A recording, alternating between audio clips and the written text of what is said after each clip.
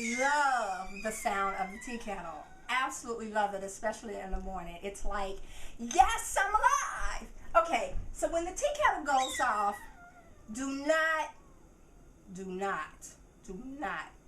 pour your water right away because it will splash out everywhere.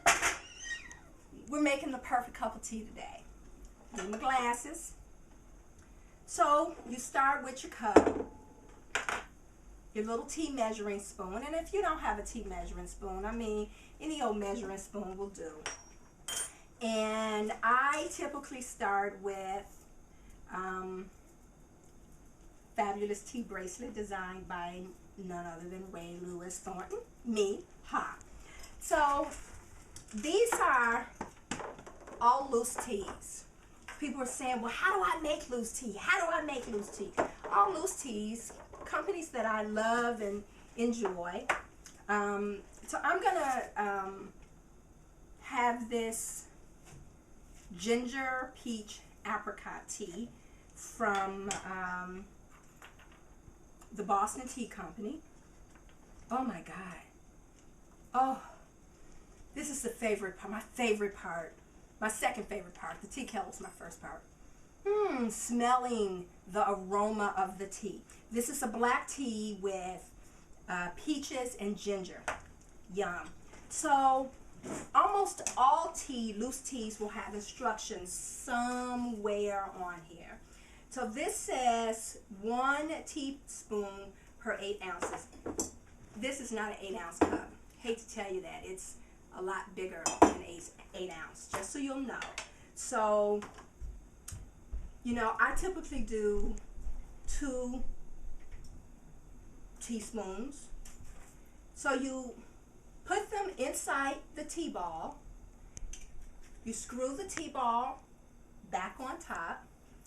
You place it in your cup. It's just that simple. Since I'm a klutz, I always close my tea up real quick. The tea has settled down. So now you can pour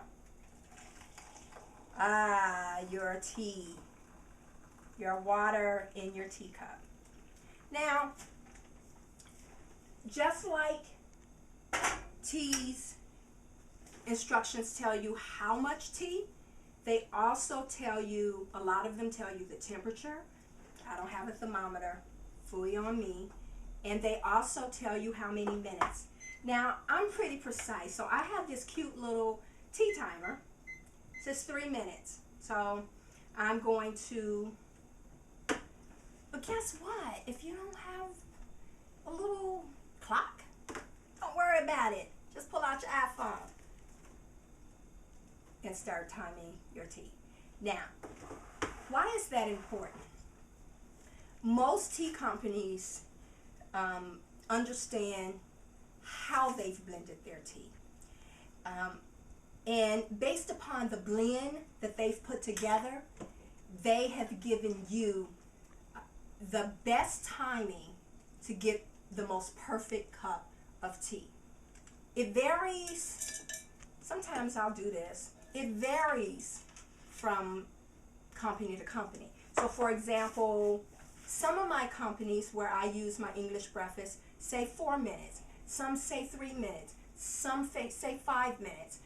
I'm a pretty creature of habit, so I know, because I've done it so long, I know that 4 minutes is about perfect for me for just about any brand of English breakfast tea. You all know that's what I drink in the morning. But with these other teas, you have to really read the instructions. The other thing too is this. In my video where I talked about the different types of teas, green teas, oolong teas, black teas, and green teas, you need to know that the temperature for some teas should be not as high. So for example, green tea and white tea, the temperature is typically lower. So what am I telling you? When the whistle goes off, give it a couple minutes. No big deal. Let it cool off. Because if you don't let it cool off, what will happen is you will scorch the leaves of the tea. And you don't want to do that because that changes the flavor of the tea. So, you know, set your alarm on your phone, set it on. We got 45 more seconds. And what I typically do is, I'm still working through what I like in my tea. Tea in and of itself usually has a magnificent flavor to it. And what I do, if it's a tea that I've never had before I add anything to it, I taste it so that I could see what the flavor does. Because the flavor may be so intense in and of itself, it doesn't need anything to be added to it. Really, really, really, truly. I promise you, there's some teas that you don't need to add. That's my alarm. Okay, so I have never had this tea before. It is a black tea, which you know I love, from Boston Tea Company, and it's a ginger, peach, and apricot flavor. So you take your little tea ball strainer and you put it in your sink. It's that simple. And then what I do is I taste my tea.